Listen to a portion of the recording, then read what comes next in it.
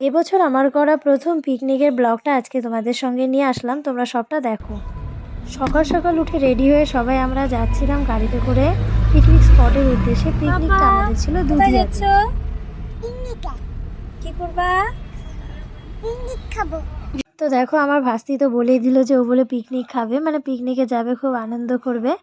তো আমরা পুরো ফ্যামিলি মিলে সেদিন পিকনিকে যাচ্ছিলাম। আমাদের পিকনিকটা ছিল দুধিয়াতে। আর যাওয়ার পথে রাস্তাটা তো খুবই সুন্দর দুধিয়ার। শিলিগুড়িতে থাকারই একটাই মজা যে পাশেই আমাদের অল্প গেলেই পাহাড়।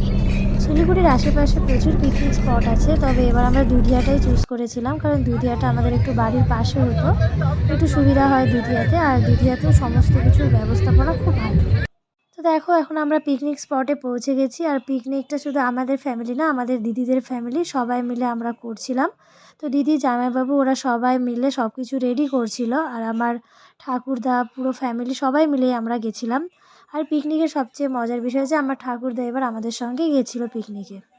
ওনার জীবনের প্রথম পিকনিক এটা। দেখতে থাকো সবটা আমার সঙ্গে।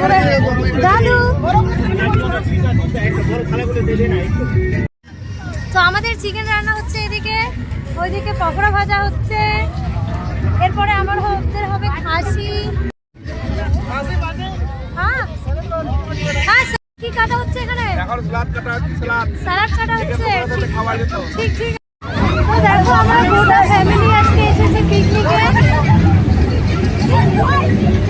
আমাদের পুরো ফ্যামিলিকে সেদিন কেমন লাগছিল অবশ্যই তোমরা জানাবে কমেন্ট করে। আর ভিডিওটা ভালো লাগলে অবশ্যই লাইক করবে, শেয়ার করবে। দাদু, আমরা কোথায় এসেছি আজকে পিকনিকে? বলো তোমার কি কেমন লাগছে?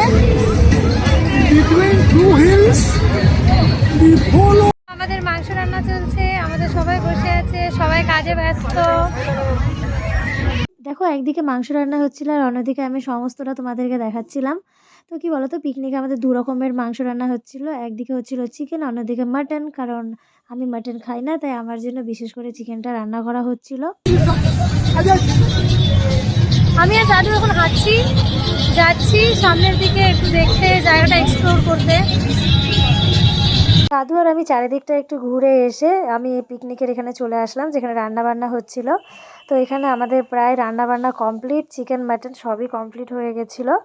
আর সেদিনকার আমাদের পুরো মেনুটা ছিল ভাত, মাছের মাথা দিয়ে মুগ ডাল, পাঁপড় ভাজা, চিকেন, মাটন, স্যালাড, সমস্ত কিছু দিয়ে পিকনিকটা একদম জমে উঠেছিল। আর দেখো সবাই খেতে বসে পড়েছে, কারণ সকাল থেকে সমস্ত কাজকর্ম করে সবারই খুব খিদা পেয়ে গেছিলো। তা আমার দাদু সবাই মিলে খেতে বসে পড়েছে। এদিকে পিকনিকে কয়েকজন খেতে বসেছিল আর বাকিরা অন্যদিকে নাচানাচি করছিল। তো কিছু কারণবশত আমি নাচের ভিডিওটা তুলতে পারিনি। তবে আজকের পিকনিকটা এখানেই শেষ। কেমন লাগলো তোমাদের ভিডিওটা জানিও, আর ভালো লাগলো অবশ্যই তোমরা আমার পাশে থেকো। বাই।